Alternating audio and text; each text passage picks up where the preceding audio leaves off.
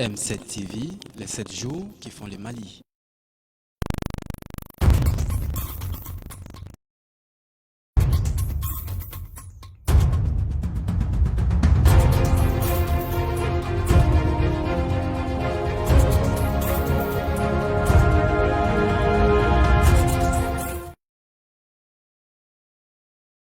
da makakan faso jɔ ko ɲuman na o de hukumu kɔnɔna na conseil national de la société civile maaw Alaye Burema Ablaye Touré ale ni a ka cɛdenw kɔni bɛ wele bila maliyɛnden bɛɛ lajɛlen ma u ka u cɛsiri ka an ka cɛmancɛ fangaw ka olu ɲɛmaw ka u dɛmɛ ka kɛɲɛ ni CEDEAO maaw olu ye ɲangili mun ta ka an ka jamana ka u sɛgɛrɛ. An ka Mali ale ka lahaliyaw la kuma bɛna kɛ olu ka sini alamisa CEDEAO maaw olu kɔni ka ɲɛmaw olu ka sigi dɔ senfɛ n'u u bɛna kɛ Accra Ghana ale faba kɔnɔna na. Ka kɛ ni coronavirus ale bana bɛ ka warangata an ka jamana kɔnɔna na o de siratigɛ fɛ maliyɛndenw kɛrɛnkɛrɛnnenya Bamakɔkaw olu kɔni bɛ u ka jɔyɔrɔw ka o yira ka kɛɲɛ ni koɲɛ ninnu ye ne bisimila bakurubaw ye minnu bɛna walawala aw ye sɔɔni.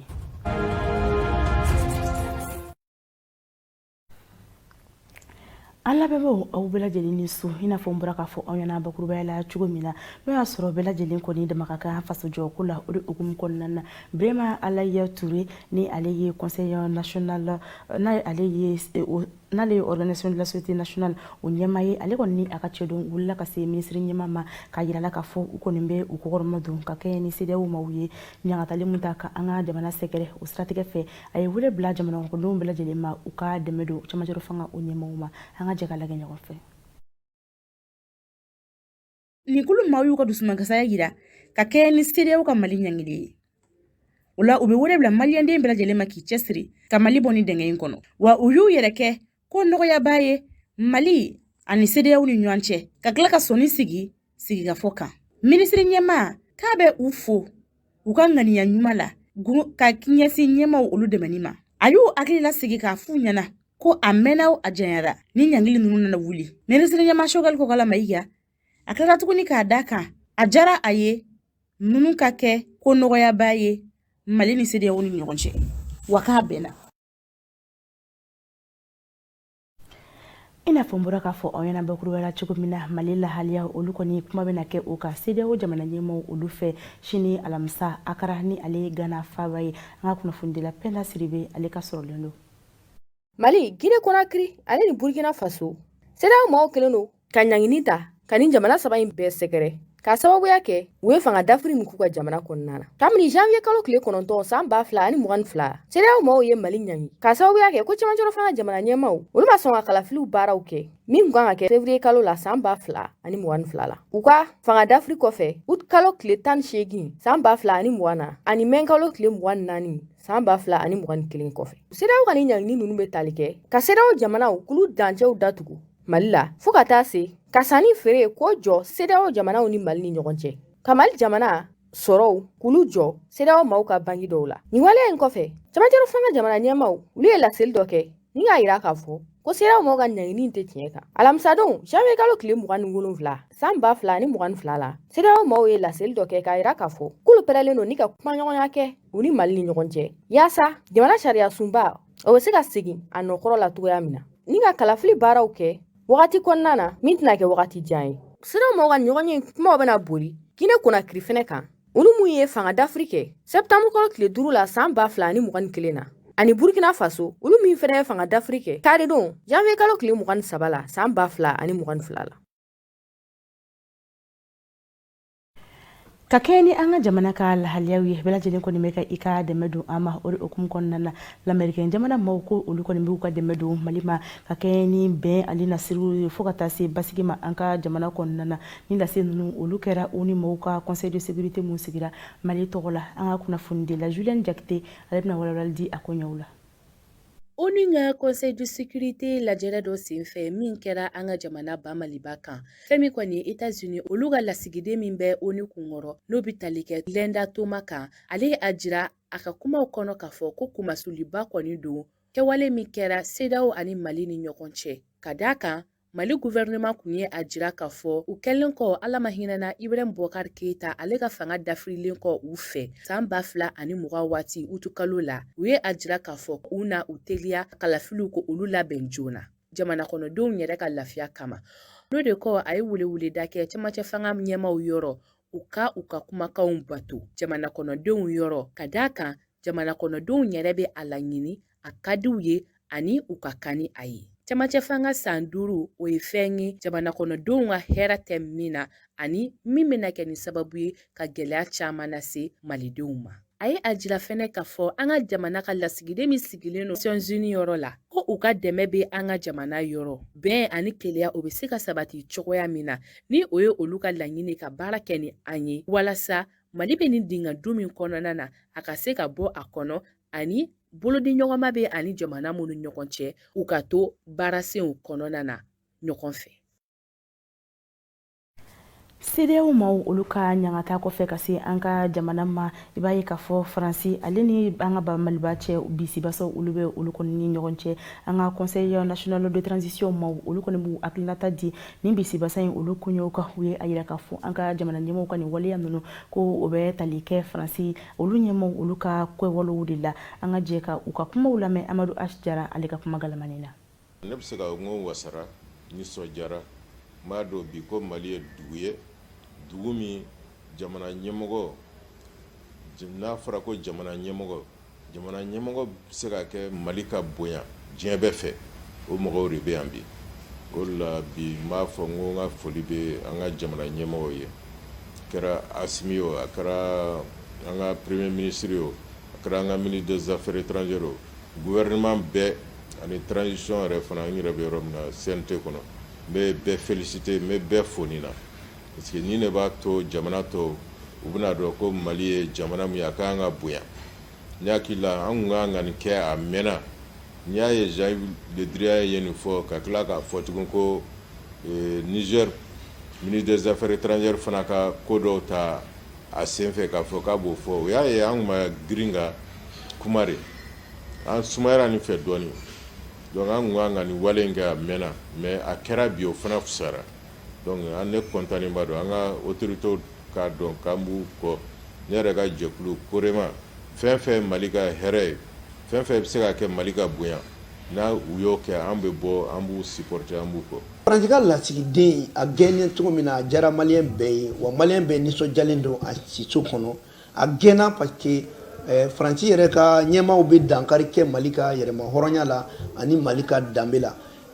ma ɲɛma kura minnu bɛ Mali ɲɛma bi ni maliyɛnw ka danaya b'u kan kosɛbɛ ni farafinna ka danaya b'u kan hali o danaya yɛrɛ ɲɔgɔn tɛ Macron n'a ka gouvernement kan o maaw ko Mali olu ti dɔwɛrɛ ɲini Mali ka bonya Mali ka to a ka yɛrɛma hɔrɔnya kɔnɔ donc ambassadeur gɛnni mun filɛ nin ye a gɛnni yɛrɛ sariyaw b'a la fɛnɛ a gɛnna sariya kɔnɔ sabula bɛnkansɛn mun bɛ diɲɛ lasigiden ko fɔ ani diɲɛ kumaɲɔgɔnya ko fɔ n'o ye convention de bienni o article 9 o y'a yira k'a fɔ ko jamana bɛ se ka maa min bɛ lasigidenya hali fɛ yen sanga ni wagati hali n'i ma ɲɛfɔli k'a la surtout n'i ye jateminɛ kɛ ni min bɛ baara jugu min na Mali la ale yɛrɛ kun filila yɛrɛ ma f'a kɛra kɔnɔ ko Mali ye Faransi ta ye ka d'a kan fɛnɛ Faransi yɛrɛ ɲɛmɔgɔw bɛ bɔ ka an na gosi k'u tɛ anw lakodɔn ko anw ka ɲɛmaaw tɛ ɲɛmɔgɔ ɲuman ye ko sɔrɔdasiw de bɛ fanga la o ye dɔgɔyalima de ye ka jamanadenw sɛgɛrɛ parce que jamana de bɛ fanga la jamana ye k'a ka danaya da ninnu kan o danaya o de y'a kɛ an b'a ɲini hali Macron a n'a dalen b'a yɛrɛ la Mali ɲɛmaaw ye bɔli min bolo da k'a bɔli ɲɔgɔn da Faransi n'a ye maa min y'a kɔ a bɛ n'o ye. n'an bɔra CNT maaw olu ka lahaliyaw ka k'u ka kunnafoniw ka olu di an bɛ taa an ka marabolo ale kɔnɔna kibaruyaw la olu bɛna walawala Kanja Tarawele fɛ. A ye aw bisimila a ka bi marabolo kunnafoniw na an bɛ fɔlɔ k'a ye sibiri tɛmɛlen janvier kalo tile 29 san 2021 Kayigaden dɔ min kɔni sigiyɔrɔ bɛnnen don Faransi jamana ma ale kɔni ye ɲɔgɔndan dɔ kɔni kɛ duguma kalanso ma 48 kɔni ni ɲɔgɔn cɛ minnu bɔra Diyala Kamakole Fasokobugu ani Bɔnkuru dugu kɔni kɔnɔna na ni lakɔliden ninnu kɔni ka ɲɔgɔndan kɛra jateli de kan n'an ko ma nazarakan na mathématique rédaction ani lecture de kan hakilina jiginna nin bɛ kɛ nin baara in kɔni tako filanan de ye nin yɔrɔ kofɔlen kɔni na. Maa minnu ye bɛɛ lajɛlen da nin ɲɔgɔndan kofɔlen kɔni na, kalanminɛn kɔni dira olu ma. Nin ɲɔgɔndan kofɔlen kɔni sigira nin maa kofɔlen min fɛ, a y'a yira k'a fɔ ko nin kun ye de yaasa denmisɛnninw kɔni tin bɛ se ka don ɲɔgɔn na ka se ka kalan kɔni kɛ. Nin kɛnɛ kofɔlen kan, Kayi lakɔli ɲɛmaw tun bɛ yen, politikimaw fo ka taa se u ka ladalamaw ma. Halisa an bɛ to Kayi marabolo kɔnɔ. Agora dɔ kɔni kɛnɛ sigira Kayikaw fɛ yen nɔ sibiri tɛmɛlen janvier kalo tile 20 san 2022 min babu sen tun bɛ jamana kɔnɔdenw ka hakɛ ye min ye bɛɛ jɛ baarakɛyɔrɔw kan. Nin kɛnɛ kofɔlen kan, sifinakaw tun ka ca yen kosɛbɛ, wa a kɛra kɛnɛ kɛrɛnkɛrɛnnen fana ye yaasa o bɛ se ka kuma falen kɛ sifinakaw ani nin cakɛyɔrɔ maa ninnu kɔni ni ɲɔgɔn cɛ. Hakilina jiginna nin kɛnɛ kofɔlen kɔni sigira sen kan. Sifinakaw tɔgɔla so min kɔni bɛ Mali kɔnɔna na hakɛ yɛrɛ ɲininin kan n'an ko a ma nazarakan na Tribune Jeune pour le droit au Mali, ani sifinakaw tɔgɔla so bolofara min kɔni bɛ Kayikaw fɛ olu maaw ka bolodi ɲɔgɔnma kɔnɔna na. Walasa ka dansigi bi marabolo kunnafoniw na an bɛ taga Burɛmukaw ye maa minnu kɔni sugandi u ka kow ɲɛnabɔli kɔni na u ka sigidaw kɔnɔna na. Olu kɔni ye lajɛrɛba dɔ kɛ ka daminɛ janvier kalo tile 26 ka na bila janvier kalo tile 29 kɔni na san 2022 ni ka u ka baarakɛlenw jaabiw kɔni fɔ ɲɔgɔn ye. Kɛrɛnkɛrɛnnenya na u tun ye sɛgɛsɛgɛli min kɔni kɛ k'u ka san 2020 kɔni baaraw kɔni lajɛ. Olu jɔyɔrɔ ye fɛn min ye u bɛ se ka mun de kɔni kɛ sigida ninnu kɔni yiriwali la. U ye kuma caman fɔ olu kɔni kan. Ni lajɛrɛ kofɔlen kɔni senkɔrɔma tun donnen don kasabeko la Luxidef maaw kɔni fɛ ani Gawo ADR maaw kɔni ka dɛmɛ kɔnɔna na. Ni ne bɛ dan sigi a ka bi marabolo kunnafoniw na. O la Kanja Tarawele Burɛmu kibaruyaw olu fana bɛ taa ni an ye an ka jamana ale ko kan kibaruyaw la. Fatumata Jalo. An ka bi kɔkan kibaru la an bɛ an kunda Guinée Bissau ale jamana kɔnɔna na. Tarata don février kalo tile fɔlɔ san 2022 Guinée Bissau kaw ka jamana kɔnɔna na kisɛciw kɔni kɛra u ka jamana ka foroba cakɛyɔrɔ dɔw da la ni o kɔni kɛra sababu ye ka jawulu kɔni caman lase jamana kɔnɔdenw ma. Ka kɛɲɛ ni nin waleya ninnu ye o tarata don kelen na u ka jamanakuntigi Anbalo ale kɔni laseli min kɔnɔna na a ye a yira k'a fɔ ko basigi kɔni seginna ka na. Min ye CEDEAO jamana maaw kɔni olu kɔni a yira k'a fɔ ko u kɔni tɛ jɛn ni a ye k'a fɔ jafo o ka kɛ Guinée Bissau ale jamana kɔnɔna na. Ko ni a ta k'a lajɛ ko ka kɛ ni nɛgɛ kaɲa 17 wagatiw ye u ka finitigilakaw kɔni sera ka don u ka jamanakuntigi ale dagayɔrɔ la ni ka o maa ninnu kɔni bɔ bolo la. Mankanw kɔni bɛ Tchadkaw ka jamana kɔnɔna na ni wagati ninnu na hakilila jiginna dugutigi sigi min tun ka kan ka kɛ Bani Halba ale dugu kɔnɔna na. Jɛkulu minnu ka baara ɲɛsinnen bɛ hadamadenw ka hakɛw ɲinini ye ka di olu ma olu kɔni a yira k'a fɔ ko ni mankan in kɔni kɛra sababu ye ka maa 21 olu kɔni bɔnɛ u ni na. Nka min ye u ka gouvernement maaw ye olu kɔni a yira k'a fɔ ko maa 14 olu de kɔni bɔnɛna u ni na finitigilaka maa 6 ko olu kɔni joginna kosɛbɛ. An bɛ an kunda Cameroun ale jamana kɔnɔna na. Fanga gwara daba kulu ɲɛma ni o ye Maurice Kamto ye ale kɔni ye wulikajɔ kɛ ka sababuya kɛ an nɔfɛba 36 olu minɛn'u ye kaso la Décembre kalo tile 27 tɛmɛnen. O maa ninnu na Olivier Bibu Nisaka ni ale ye u ka jɛkulu porte-parole ye fana minɛnen bɛ Kiri Bulumba maaw fɛ. Min ye a muso ye o kɔni ye senkɔrɔmadon don jɛkulu sigi sen kan ka kɛ ni janvier kalo tile 17 tɛmɛnen ye. Togoya min na Olivier Bibu Nisaka ale kɔni bɛ se ka labila ka bɔ Kiri Bulumba maaw ka bolo kan togoya min na. An bɛ a kuncɛ ni Sudan ale jamana ye.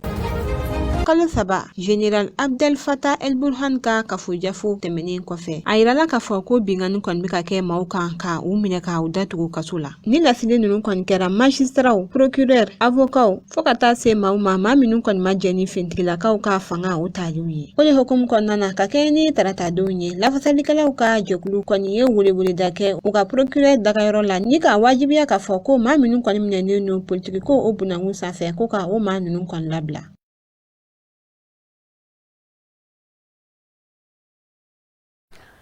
Non seginna ka na an ka marabolo kunnafoniyaw la an bɛna kuma coronavirus ale banakisɛw kan i b'a ye k'a fɔ ale kɔni ye maa minnu minɛ dɔ bɛ ka fara olu banakisɛw kan an ka jamana kɔnɔna na olu hukumu kɔnɔna na dɔw ye a yira k'a fɔ ko a kun tɛ kelen ye wa ko u kɛcogo yɛrɛ fana tɛ kelen ye an ka mɔgɔ dɔw kɔni b'u hakilinata di u ka jɔrɔna ko ka Seka Kulibali ale ka kuma galamani na.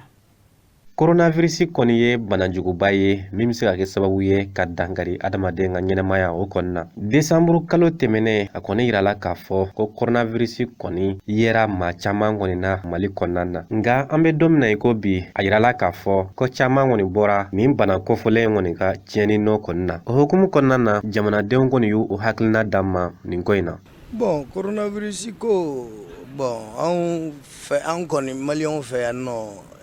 tubabu ka ko labɛnnen de don ka se an fɛ yan ko coronavirus nana sɔrɔ nin muranin in b'anw na yan nɔ. Donc ne yɛrɛ min sigilen filɛ nin ye c'est-à-dire yɔrɔ don o don u b'a fɔ caman farala to kan a bɛ oui effectivement mura don o don mura in bɛ maakuraw minɛ kɛ mais 31 yɛrɛ don ne yɛrɛ kun jɔrɔlen don parce que ne kun hakili la n ko corona o ye min fɔ n ko hakili la n ko corona de bɛ na parce que n gɔnɔ bɛ ka ŋɛɲɛ donc n bɛ sɔgɔsɔgɔni donc maintenant ne siranna mais n ka jatew tilala ka yira n na k'a fɔ nin tɛ foyi ye nin caman ye anw farafinw minɛ yan. Ka jate kɔnɔna na bana mun don ça existe a bɛ tiɲɛ don parce que diɲɛ bɛɛ tɛ se ka da bɛn a ko kan yan yɛrɛ y'a ye an ka mɔgɔw fatura la dɔw banana la tiɲɛ mun don c'est-à-dire mɔgɔw man ka minɛ bilen kulon ye parce que gouvernement kɔni bɛ baara sugu bɛɛ la pour que k'a nɔgɔya communication na en même temps u ye fɛn fɛn fɔ an ye min ye mesure barrière ye an ka danfara dɔɔni don an ni ɲɔgɔn cɛ an ka masque don an ka gel hydroalcoolisé ta wa hali vaccin suguya saba a ka ca n'o yɛrɛ minnu bɛ yen k'a ta depuis quartier la CCRF kɔnɔ fo ka taa se hôpital national ma bɛɛ bɛ yen n'a ka di min ye n'i bɛ fɛ k'i vacciner i ka t'i vacciner n'a man di ye minnu fana fɔra k'an tɛgɛw ko ni geliw ni fɛnw y'an an k'olu bɛɛ matarafa mais bana mun don tiɲɛ don parce que an n'an y'a ta diinɛ la kira kisi ni nɛɛma b'a ye a y'a fɔ an ye ko n'an ye banajugu mankutu mɛn diɲɛ yɔrɔ o yɔrɔ k'a k'aw tanga ka se yen yɔrɔ la. Bana nin bɛ yen an k'an janto an ka disposition ta pour que bana nin kana an sɔrɔ kana an tɔɲɔgɔnw sɔrɔ an somɔgɔw an ka denbaya ani an teriw an jɛɲɔgɔnw an ka fɛɛrɛ bɛɛ kɛ pour que an ka se ka bana nin éviter et fɛɛrɛ dun a fɔra k'an ka sɔn an kana gɛrɛ ɲɔgɔn na distanciation n'an sigilen don o n'an jɔlen don o an k'a kɛ cogoya bɛɛ la distance dɔ ka sɔrɔ an ni ɲɔgɔn cɛ an ka sɔn ka masque fana don ni mɔgɔw ka ca yɔrɔ min na an ka masque don. Bon tiɲɛ yɛrɛ la décembre la a tun yɛlɛnna kojugu mais sisan ala barika la an bɛ ka statistique minnu mɛn c'est-à-dire u bɛ ka fɛn mun di télé la don o don caman jiginna la minɛ ala ka taa ɲɛ. Hakilijigi bolo ma ninnu kɔni y'a yira k'a fɔ ko an bɛ don min na i ko bi caman kɔni bɔra nin bana kofɔlen ka fanga kɔni na sabula maa caman kɔni bɛ k'i yɛrɛ tanga ka bɔ nin bana tɔɔrɔ ma sabula jamana ɲɛmɔgɔw ye sariya fa. O coronavirus kibaruyaw olu bɛ dɔn sigi an ka bisu in na kunnafonidiw la bamanankan na a ye aw sagolen to anw na ni kunnafoni kelen ninnu olu bɛna fara ɲɔgɔn kan di aw ma nanzarakan cɛnin na Fati Talifi Mayiga fɛ a k'an bɛn diɲɛ waati wɛrɛ.